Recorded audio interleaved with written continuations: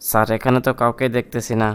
হ্যাঁ তাই তো, এই গ্রামটা শুধু বাকি আছে, তাই আমাদের লিস্ট হয়ে যাবে। স্যার ওখানে মনে হয় একটা হুজুর আছে, চলেন তো ওনার কাছে যাই আমরা। ও হ্যাঁ, তাই চলো। আসসালামু আলাইকুম হুজুর, কেমন আছেন? ওয়ালাইকুম আসসালাম রহমতুল্লাহ। জি ভালো আছি, কে আপনি? হুজুর আমরা একটি লিস্ট করার জন্য আইছি, যত ইমাম আছে আমরা সবার লিস্ট করব। আপনি কি ইমামতি করেন হুজুর? লা ইলাহা ইল্লা আনতা সুবহানাকা ইন্নী কুনতু মিনাজ জালিমিন। হ্যাঁ আল্লাহ, এবার মনে হয় মুসিবতে পড়ে গেলাম। না না স্যার, আমি আগে ইমামতি করতাম, এখন আর করি না।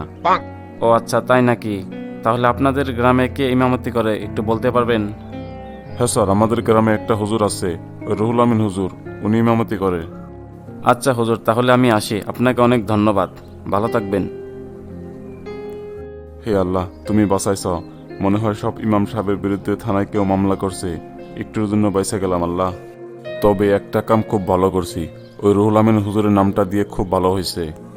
আমি একটা জায়গায় ইমামতি করতাম, ওই কোথা থেকে যেন রুহুল আমিন হুজুর আসলো, ওনার সুর শুনে আমাকে ওই ইমামতি থেকে বাদ দেওয়া হলো। এবার কামটা একটু ঠিক করছি, এবার হুজুর একটু চেঙ্গিতে পড়ুক।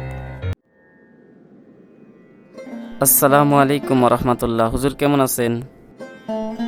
ওয়ালাইকুম আসসালাম রহমতুল্লাহ। আলহামদুলিল্লাহ ভালো আছি, আপনি কেমন আছেন? জি আলহামদুলিল্লাহ হুজুর, আমি অনেক ভালো আছি। হুজুর আপনি আমাকে যে উপকার করছেন, আপনার এই ঋণ আমি কখনো শোধ করতে পারবো না। আসলে আপনি কি বলতেছেন, আমি এই বিষয়টা বুঝতেছি না, যদি একটু ক্লিয়ার করে বলতেন।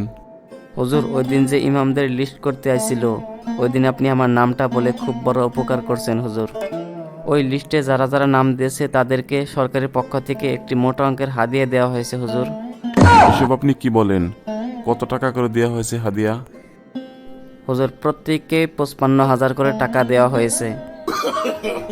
হায় আল্লাহ, এটা আমি কি করলাম?